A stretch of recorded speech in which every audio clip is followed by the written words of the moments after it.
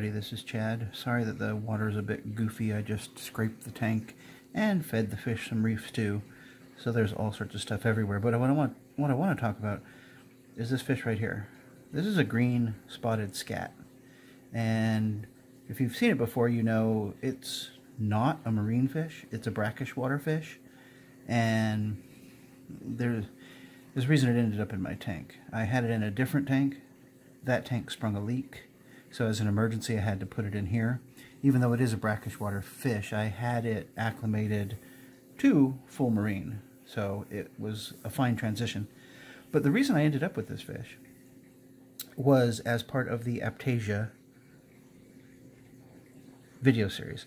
So I was in the fish store, Aquarium Arts, and I was talking to Chris about what I was doing and, you know, experimenting with different ways to get rid of Aiptasia. And he said he had heard that the green spotted scat ate Aiptasia. So as an experiment, I bought 2 of them. At the time, they were really, really tiny. Now they're decent sized fish. They're cheap. They were $12 each, so, you know, not terrible. And I put them in the tank with the Aiptasia, and sure enough, they did. They ate it. They eat it like crazy. It's a great fish to consume it. The nice thing about it is unlike some other fish that might eat it, these guys are easy to care for. They're aggressive feeders. They're fantastic dither fish. They get along with everybody. I was worried when I had to put them in here that the tang or even the mama clownfish, she's a maroon clownfish, and they can be pretty aggressive. Not a problem at all. In fact, the exact opposite happened. These guys are dither fish. What a dither fish is a fish that stays out. And by staying out, it gives the other fish confidence to stay out. They think everything is just fine because these 2 guys are hanging out having fun. And because of that, all the other fish come out of the rockwork much more frequently. The tank is just so much more visible. You know, the fish would spend their time back there in the rockwork. They're doing it right now because they don't like the camera. Camera shy little guy. Look at that beautiful fish. I love my yellow tang. It's fat and happy. But anyway, so these guys do eat Aiptasia, and they can go in your marine tank.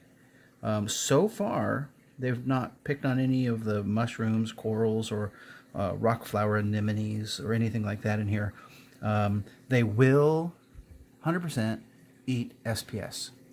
I know that for a fact because there was a bird's nest, a small frag, in the tank that I put them in, and they destroyed it overnight.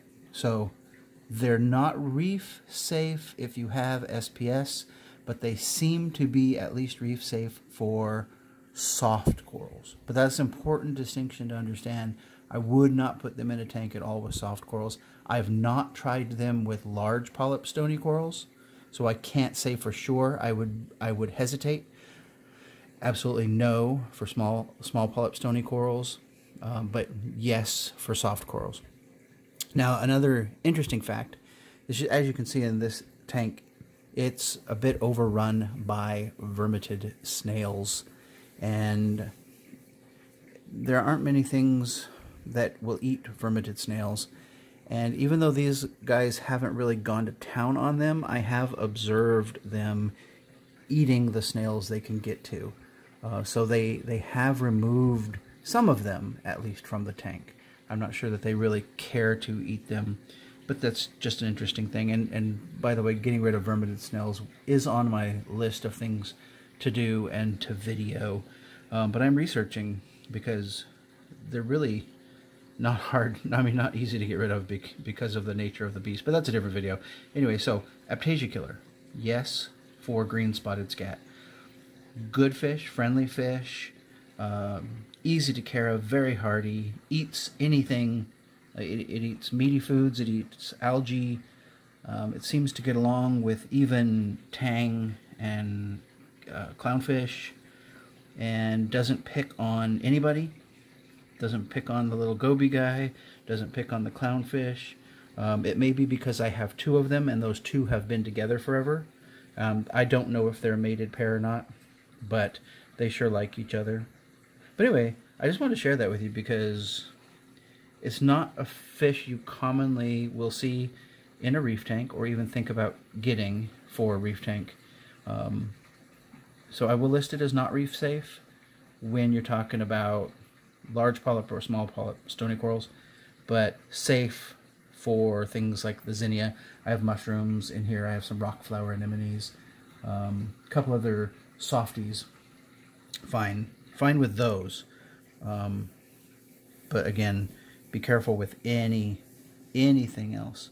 But if you have Aiptasia in your tank and you don't have the small polyp stony corals and that kind of stuff, then you want to get rid of it? Yes. Yes, this will get rid of the small polyp stony corals. So anyway, there they are. Happy. Not an unattractive fish, right? It's got that strange bulbous head that some kind of river fish get, brackish fish get, kind of a almost piranha-like look. Some people don't care for that. Me, I don't mind. I just find it's an interesting shape. You know, they've got lips that are really well designed, which you can see how those lips help them get Aiptasia and get those vermitid snails and kind of pick at things. You know, they're those kind of fish lips that are strong and really able to not be bothered when they scrape up against a hard rock or shell or something like that. So that's it, green spotted scat. There are other species of scat, and I can't say that they eat Aiptasia. This is the only one I heard did, and this is the only one that I have purchased and tried. So I say, if you're looking for a fish and you want it to eat Aiptasia, there you go. Go for it. All right, that's it.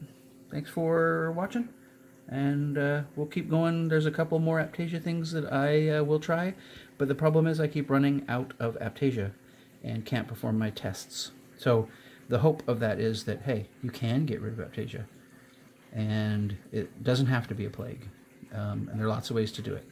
All right, thanks guys. Talk to you later.